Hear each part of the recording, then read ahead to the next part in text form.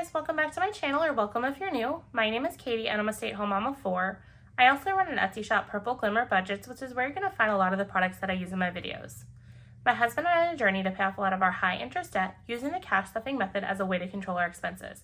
If this is something you'd like to follow along with, just keep watching.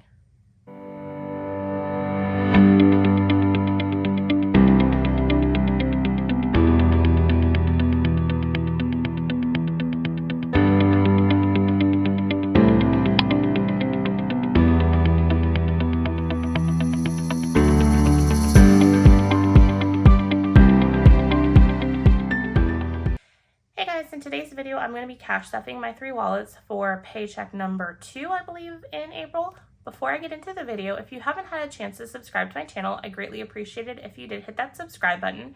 I'm on a quest to reach 1,000 subscribers, and I'm just over a little over 200 subscribers, so that's really exciting. Also, if you have a moment to interact with any of my content, something simple as a like or a comment on my video, that's greatly appreciated as well because it gets more eyes on my content.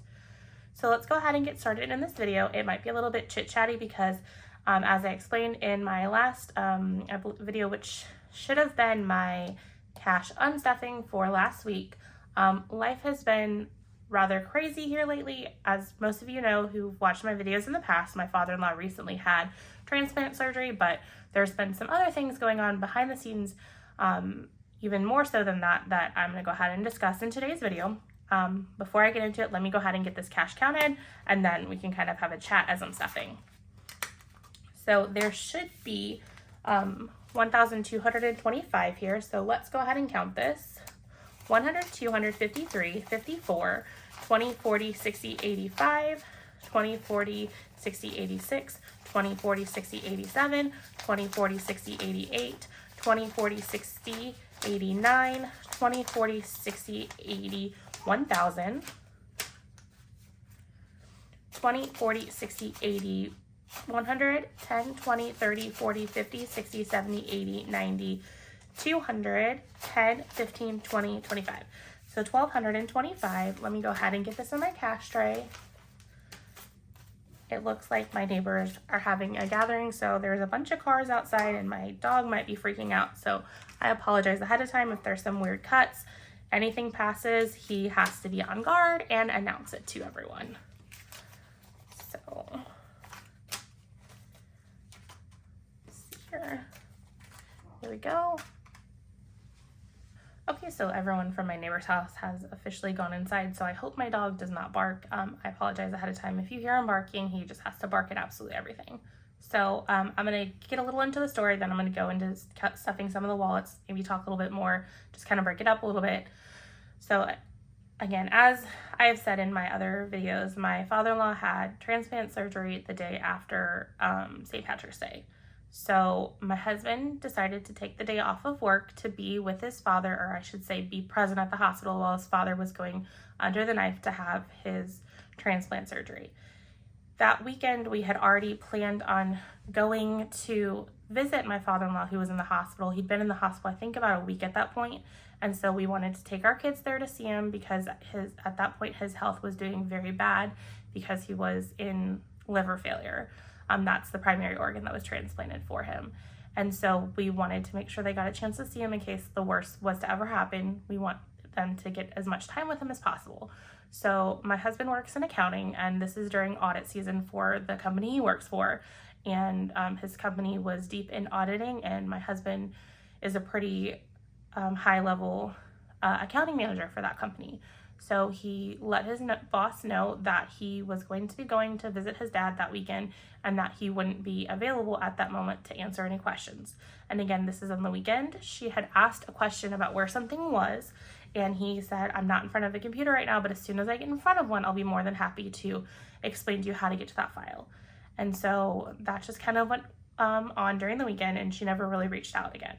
So we just kind of moved on like everything was fine.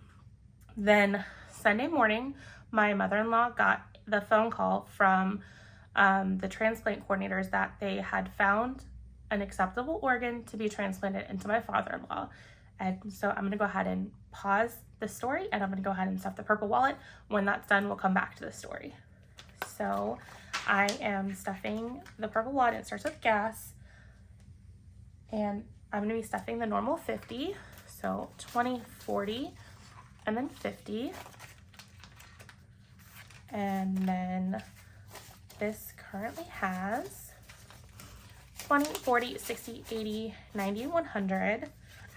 With us going back and forth from the hospital, we do need to have a decent amount of gas because it does take a bit of gas going there. And then for groceries, we went ahead and used everything because last week was kind of a crazy work week if you saw my unstuffing. So I normally put 200 in groceries, so that's what I'm gonna add. And then we're gonna go to eating out, which is also empty, and it's gonna get 200. And then for my spending, I normally give myself 50. So that's what's going in there, and it's empty as well because it had to cover the craziness of eating out and groceries from last week.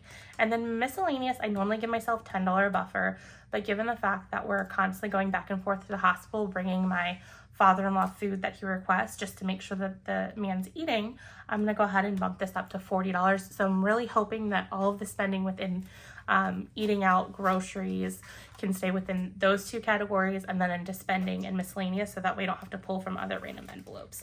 So I'm giving myself a $40 buffer this week. So that's everything for my purple wallet. Now let's go back to the story. So I think we left it at the fact when my mother-in-law got the phone call that they found him the organ he needed. He drafted the email to his boss in HR, letting them know that his dad was going to be having his transplant surgery and that he may not be available to work on Monday. And so he sent that off and everything like that, because his intention was he wanted to be present for the surgery. At this time, we were told that the surgery to remove the organs from the person was going to be at 4 p.m. And we thought maybe 4 p.m. Central, which is where we live. We had no idea when it was going to be.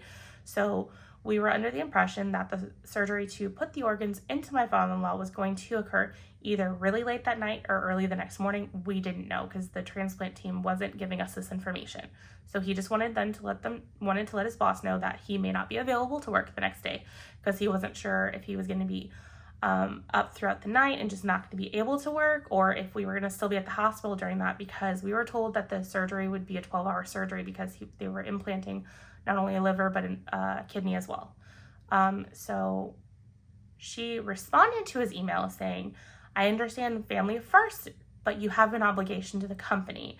And then she continued to kind of go on there. So that was red flag number one, that the response from his boss was not a typical response that most compassionate bosses may have.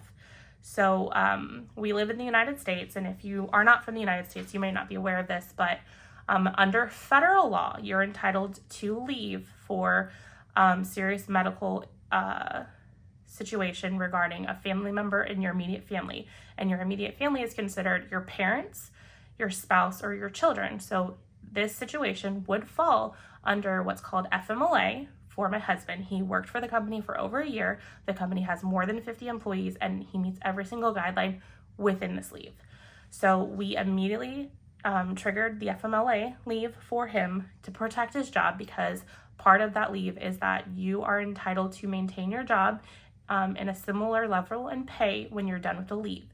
And part of that type of leave is you don't have to just be gone for one chunk at a time. There's an intermittent aspect of it. So if you need some hours here, some hours there, you can do that as well. So that's what our goal was for that. Keep in mind, at this point, my husband literally was absent from work one day.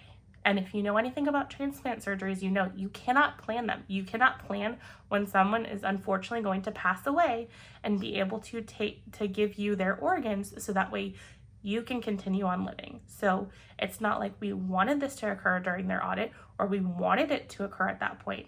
In fact, my husband is so dedicated to his job that all 4 of our children have been born through an induction. I've gone and had my labor induced for various medical reasons, but one of the things that I always make fun of him for is he always thinks about when is the close for my company going to be, because that's a very critical point, if you are a critical part of the accounting cycle. And so I just kind of laugh at him. So believe me, if this man could have scheduled when the surgery would take place, he would have taken into consideration to try to avoid auditing. But however, that's just not something you can do. And so his boss was very upset with him that he dropped everything he did, everything, and went to be with his father and his mom at the hospital when all this is going on. So the people that were at the hospital to kind of be physically present and provide support to my father-in-law while their surgery was going on was my mother-in-law, my husband's 2 brothers and their wives, and me, and then him as well. And so there wasn't a very large group of us, but we wanted to lend our moral support to my father-in-law because this is a very serious surgery. I mean, anytime you have surgery, there's always the chance of not making it. And luckily, he did great. Everything went really well for the surgery. So we are very thankful and grateful for that. And he's still in his recovery period. And that's also partially why he did the FMLA. So let me go ahead and pause on this story. And I apologize for those of you who aren't necessarily interested in the story. It's just a major thing that's been going on in my life, and I alluded to it in the last video, so I wanted to share it. So let's go ahead and go into my pink wallet. This is my high priority sinking fund, some of the more fun spending we do. So the first one is personal care, and it's going to be getting $15. So let's see how much we have in here. So we have 20, 35, 36. And then household is getting 20. So it has 20, 40, 60, 75, 6, 7, 8. So $78. And then clothing is getting 50. 20, 40, and then 50. It actually might get more than this added sometime soon because I purchased some clothing for myself at Target, tried it on, and the t-shirts, they're just thin. You can see through everything, and that's just not my cup of tea. I don't want everyone seeing everything. I don't want everyone to be able to see everything under my shirt. I like to have a little bit more modesty, so I will most likely be returning the t-shirts that I purchased. So I have 100 in the bank, 200 in the bank, 20, 40, 50, 60, 71. So $271, and then I spent around $40 in t-shirts this last week, which I feel like that's probably going to be coming back and being restuffed into clothing. And then for kids, it's also getting 50. So 20, 40, 50. So in kids, we have 20, 40, 60, 80, 20, 30, 40, 50, so 150. And then this week I will probably be unstuffing some of this. We decided to take our kids to a kids night out, or parents night out at our local gymnasium in the area on my birthday. So that will allow me and my husband to go out to dinner with just our littlest one, who is almost 2, and enjoy dinner instead of having to listen to our kids be crazy and fight. So one kid is a lot more manageable than all 4, so it kind of gives us a little bit of a break, which is nice, especially considering it's going to be on my birthday. And then pet care is also going to get 50, so 20, 40, and then 50. And then this one I need to figure out if I am overstuffing. If I am, then I will just dial it back until we get back to a more reasonable amount, because we have 20, 40, 60, 81, 20, 40, 60, 80, 92, 10, 11, 12, 13, 213. So that's quite a bit for pet care, especially when it's a little over 120 or so when our dog goes in and gets a shot. So I might need to dial this back, but for now it's okay. And then car maintenance, I believe I do 10 for this. And this has 100 in the bank, and then 20, 30, 45, 6, 7, 8, 9. So 149. So that is all of that. And then lawn care, I believe, is 25. And so lawn care has 100, 200, 300, 400 in the bank, and then 20, 40, 60, 85, 95, 100. So that's 500. I'm not going to probably break this into a placeholder because I will have to be spending some of this out of the envelope since our lawn care season has started. I think they've only come and cut our lawn once, maybe twice since they started. So I want to say our amount is 35. So that's everything here for the high priority sinking funds.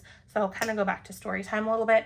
So at this point, my husband has only taken 8 hours of time off under FMLA, which you're entitled to 12 weeks of unpaid time off. So it's 12 times 40 is the hourly allotment for the year, and it's on a like rolling 12-month period. And so he submitted the intermittent FMLA to cover him in case he was needed to take time off to help my mother-in-law take my father-in-law to any follow-ups, or if she needed time to go to the grocery store to get groceries or something that she couldn't take my father-in-law with, or she just needed a break. So he triggered FMLA for that. My husband's company sources out the administration of FMLA to a third-party company. And so we filled out all the forms needed because you have to provide medical documentation proving that you do have a need for the leave. And so we did all of that. And then they also said that if you're taking intermittent, you want to potentially be aggressive with your request of time off. So that's what he did. He just followed what they stated. And so he put in to have the availability to take approximately 10 days off every month if necessary to go help my mother-in-law. But we had a feeling it wouldn't get to that. That was just kind of the most that he was willing to take off on a monthly basis, because once he burns through his PTO, it then becomes unpaid, which we're completely aware of.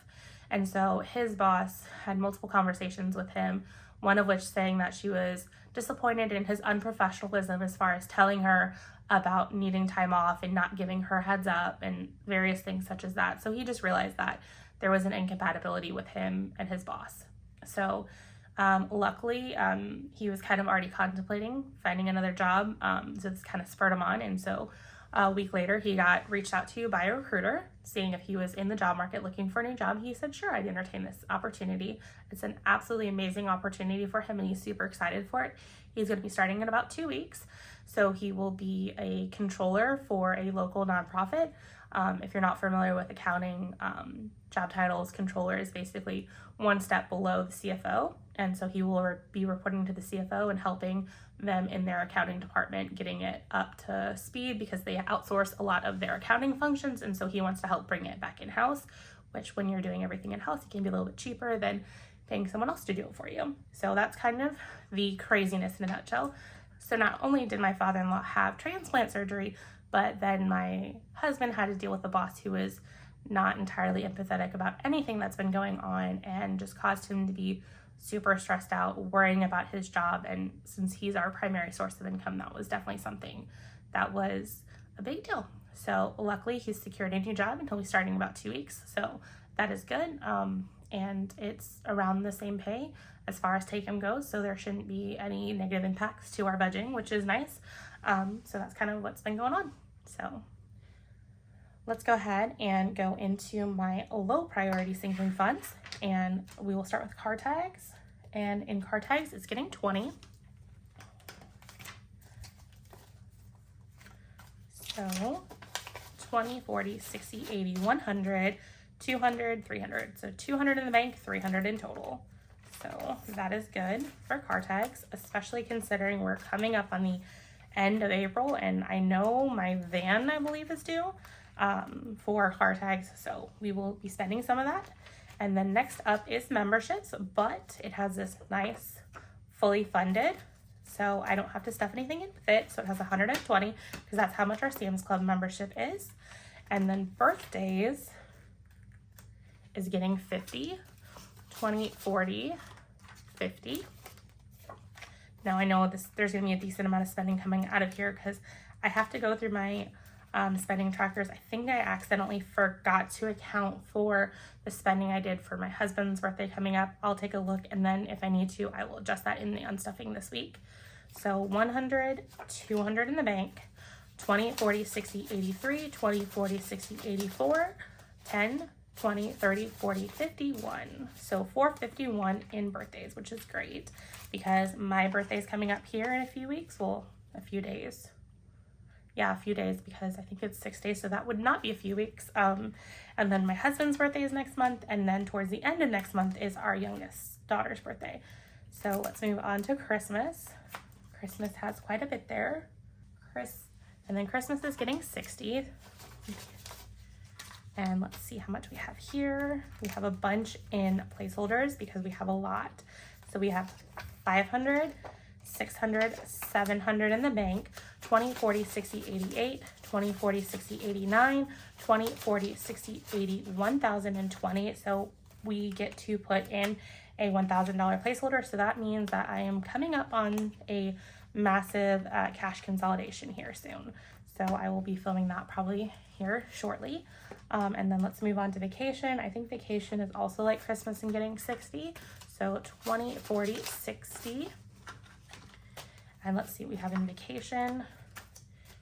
We have 20, 40, 60, 81, 20, 40, 60, 82, 20, 40, 60, 80, 91, 2. So 1,292. So 1,000 in the bank, 20, 40, 60, 81, 20, 40, 60, 82, 20, 40, 60, 80, 91, 2. So 1,292 in vacation, which reminds me I need to double check. I don't think I have paid for our dog sitter, so I will need to be paying that and then unstuffing it from here. And then moving on to gifts. Gifts is simply getting 10 because I want to say it's bulked up quite a bit. And so it has 100, 200, 300 in the bank, and then 20, 40, 60, 70, 81, 2. So 382 it looks like.